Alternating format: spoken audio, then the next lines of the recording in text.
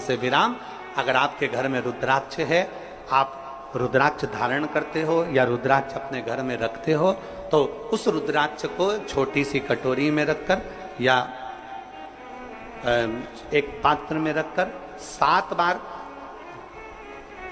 किसी भी अमावस पर, सावन में जो अमावस्या पड़ती है, ये सोमवार से सोमवार वाली सावन, इसके बाद वाले सावन का हम वर्णन नहीं कर रहा, हम इस सावन की बात कर रहे हैं। या तो अमावस, पूर्णिमा, त्रयोदशी, चतुर्दशी या प्रदोष, शिवरात्रि, अष्टमी, ये ऐसी तिथियां हैं जो सोमवार से सोमवार तक का जो सावन होता है, सावन में कटोरी में रखकर, प्लेट में रखकर, थाली में रखकर 7 बार अपने घर में अगर रुद्राक्ष है तो उसको बलवान बनाने के लिए इसी सावन के महीने में 7 बार तो जल, 5 बार दूध गौ माता का और 2 बार गाय का घी उस रुद्राक्ष पर लेपित करना चाहिए। और फिर उस रुद्राक्ष को धूप बत्ती हो या घर में गूगल की धूप हो, वो धूप बत्ती से उस रुद्राक्ष को सिद्ध कर लेना चाहिए। कुछ नहीं आता ना, शिव का नाम लो, श्री शिवाय नमस्तुभ्यं बोलो और उस रुद्राक्ष का स्पर्श कर कर अपने गले में धारण करते हो तो गले में, पूजन में रखते हो तो पूजन में, या किसी कार्य सिद्धि के लिए रखते हो तो कार्य सिद्धि के लिए। अगर ये सोमवार से चालू होने वाले सावन को सोमवार से विराम होने वाले सावन में अगर हम सिद्ध कर लेते हैं तो वो रुद्राक्ष हमारे जीवन का सबसे श्रेष्ठ रुद्राक्ष हो जाता है, सर्वश्रेष्ठ। अभी हमारे सीहोर में कुबेरेश्वर धाम पर ये जो सावन का महीना आया है, इस सावन में हमारे यहाँ कुबेरेश्वर धाम पे वैसे तो जो महाशिवरात्रि आती है, जिस समय रुद्राक्ष उत्सव होता है, उस समय पर रुद्राक्ष को सिद्ध कर लिया जाता है। पर जो सावन ये आया है, इस सावन में हमारे यहाँ प्रतिदिन बाबा के रुद्राक्ष को सिद्ध करते हैं। प्रतिदिन नियम है रुद्राक्ष पर जल चढ़ाना, दूध चढ़ाना, घृत लगाना और बाबा के रुद्राक्ष, क्योंकि इतने भक्त आते हैं उनके लिए वो रुद्राक्ष सिद्ध करते हैं।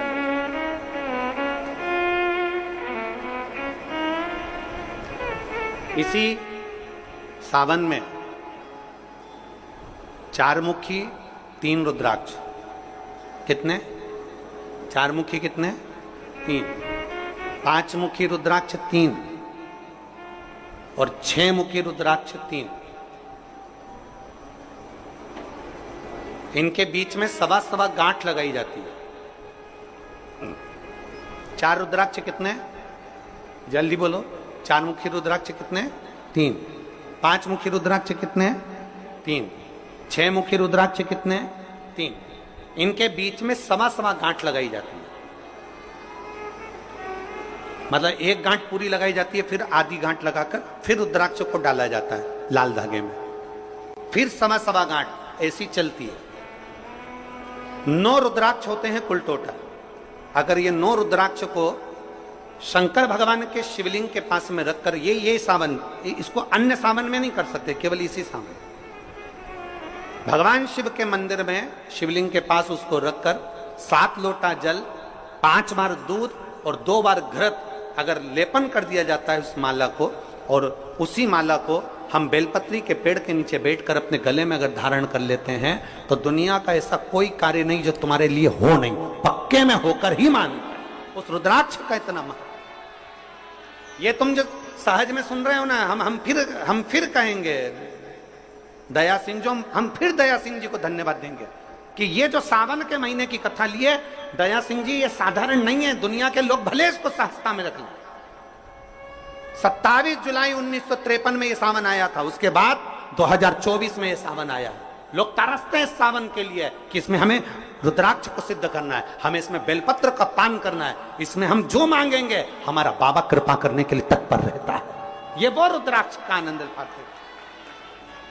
मैं धन्यवाद देता हूं दया सिंह जी आपको बहुत बहुत, और पूरी समिति को। शिव मंदिर में जैसे आप लोग जाते होंगे शंकर जी के मंदिर में, तो ये तो शिवलिंग हो गया, ये जलाधारी हो गई, ये जलाधारी है, ये शिवलिंग है।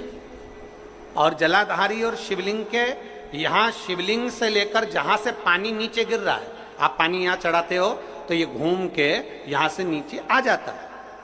आपने जल यहां चढ़ाया शिवलिंग पे तो जल घूमकर यहां से नीचे आ जाता,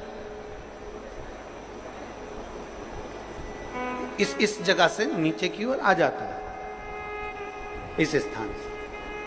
प्रयास करिए, ये जो सावन आया है 72 वर्ष के बाद, प्रयास करिए कि कितना बड़ा भी रोग है, कितनी बड़ी भी बीमारी है, आप डॉक्टर से इलाज करवाओ, पर ये जो स्थान है अशोक सुंदरी का, इस स्थान पर एक बार अपनी हथेली रखकर देखिए और भगवान शिव से पंचाक्षर मंत्र नमः शिवाय, षडाक्षर मंत्र ओम नमः शिवाय या श्री शिवाय नमस्तुभ्यम स्मरण कर कर देखिए और एक बेलपत्र बाबा की लेकर जहां से पानी नीचे गिरता है उस स्थान पर लगाकर उसी बेलपत्र को खाइए और फिर जाकर डॉक्टर को एक बार फिर जांच करवाइए कि उस रोग में आराम कितना लगा है, उस रोग में अंतर कितना आया।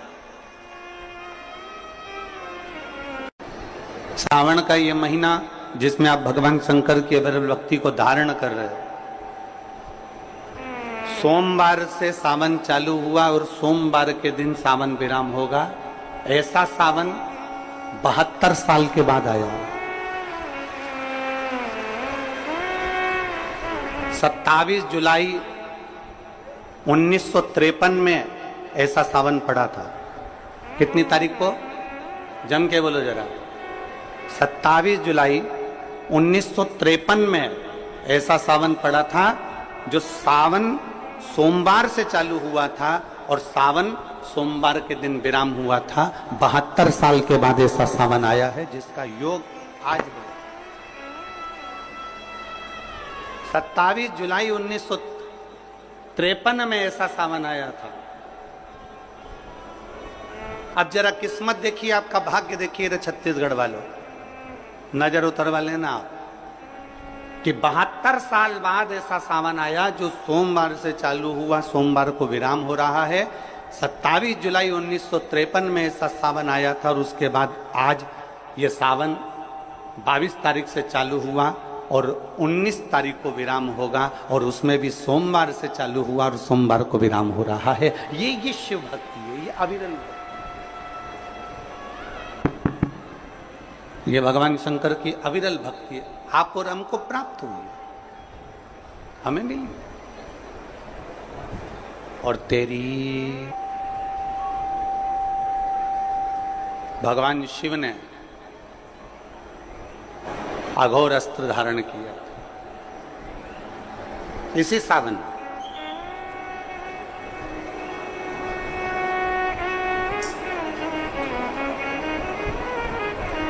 एक त्रिपुरासुर असुर हो गया, 3 पुरियों का निर्माण कर कर वो निवास कर रहा है।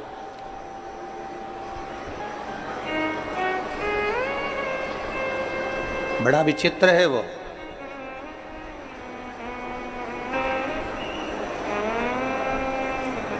बहुत सावन आते हैं, सारे सावन आते हैं।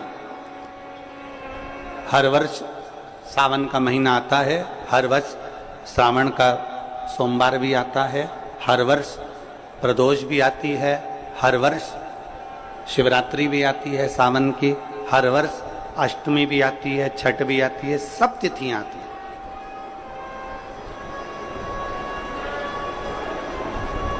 ये सारी तिथियां हर साल आएंगी, हर साल प्राप्त होंगी, पर जो योग मेरे देवाधिदेव महादेव का लगा है सोमवार से प्रारंभ होकर सोमवार के विराम का, ये सावन बार बार नहीं आता, ये सावन इतनी जल्दी नहीं आता। जो 72 वर्ष के बाद 27 जुलाई से 1953 के बाद में आज योग लगा, जो 22 जुलाई 2024 में प्रारंभ हुआ।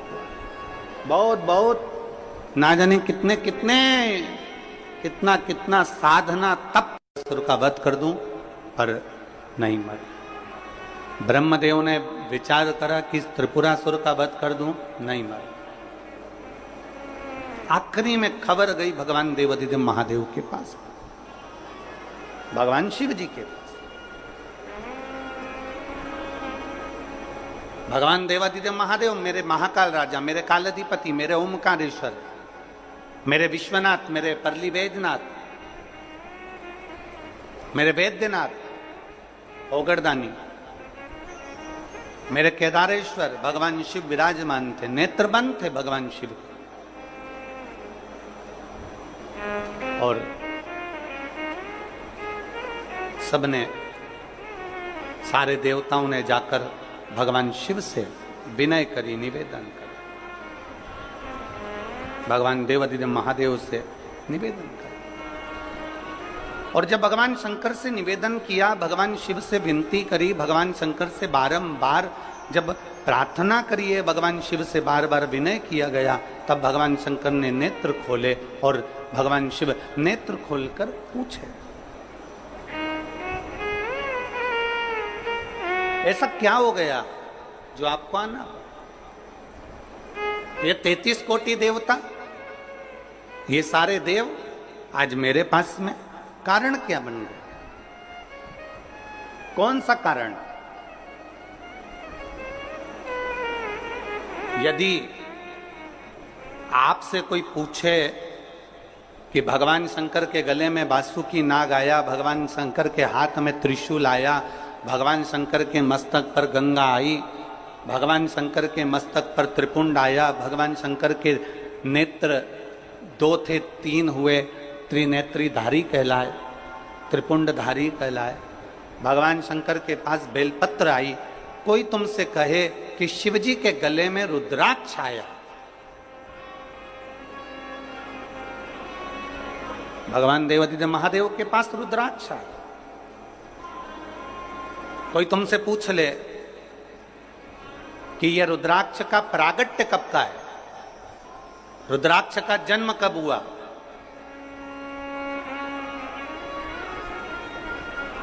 रुद्राक्ष प्रकट कब किया गया?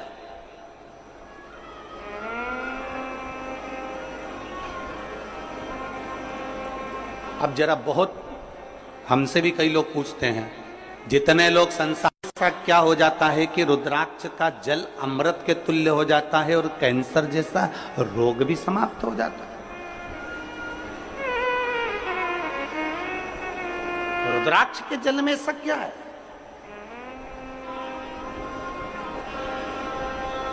एक माँ ने पत्र में लिखा है कि कैसे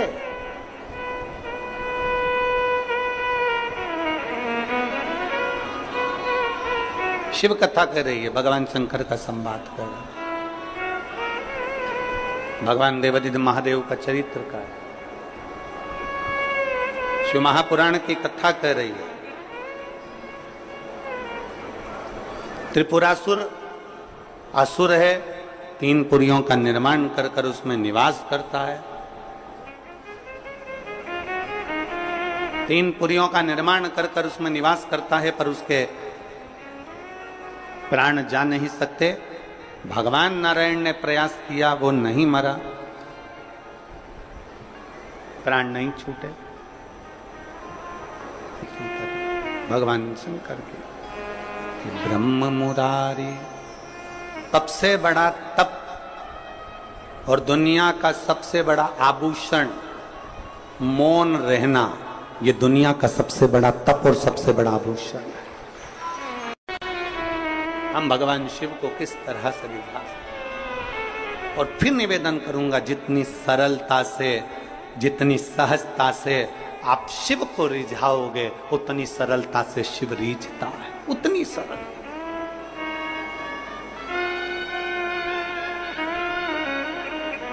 आप जितने भाव से भगवान शंकर को रिझाने का प्रयास करोगे, वो उतने भाव से रिझेगा, उतने भाव। जरा विचार करिए, स्त्री की पूजन आप ऑनलाइन करेंगे, आप और हम सब आस्था चैनल के माध्यम से, फेसबुक यूट्यूब के माध्यम से, ठीक शाम को 7 बजे 2 अगस्त को बैठेंगे और ऑनलाइन सब अपने अपने घर से पूजन करेंगे, भगवान शिव की आराधना करेंगे। आप और हम सब मिलकर भगवान शंकर से एक साथ प्रार्थना करेंगे, एक साथ। और जब हम बाबा को रिझाएंगे, और ये सोमवार से सोमवार तक के सावन के महीने एक साथ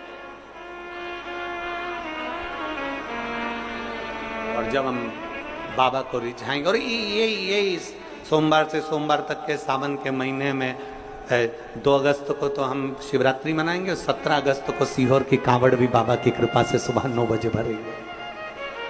प्रदोष के दिन एक विश्वास के साथ शिव को रिझा, एक भरोसे के साथ भगवान शंकर, एक रुद्राक्ष में होता है। सबका बल एक रुद्राक्ष के अंदर होता।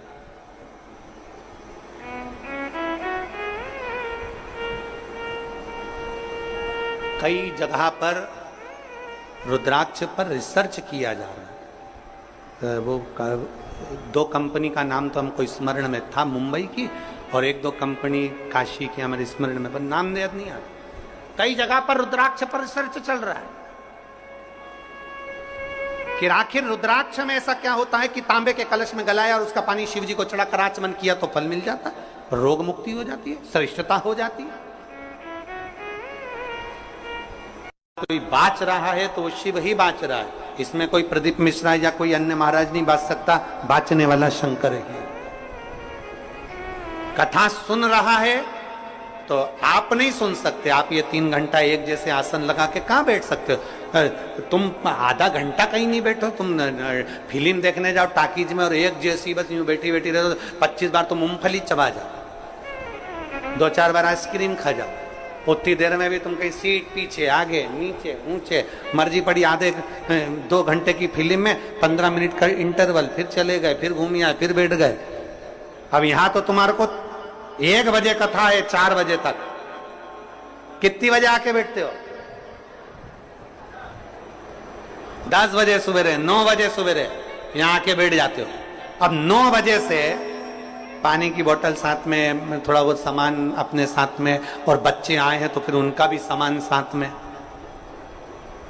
तो फिर 10 बजे से एक जैसे बैठे और 4 बजे कथा छूटेगी, सब अपने अपने घर जाते जाते 5 बज जाए, 5:30 बज जाए, कोई 6 बज जाए। समय जरा देखिए कि तुमने शिव को कितना दिया, शंकर को कितना समर्पित किया।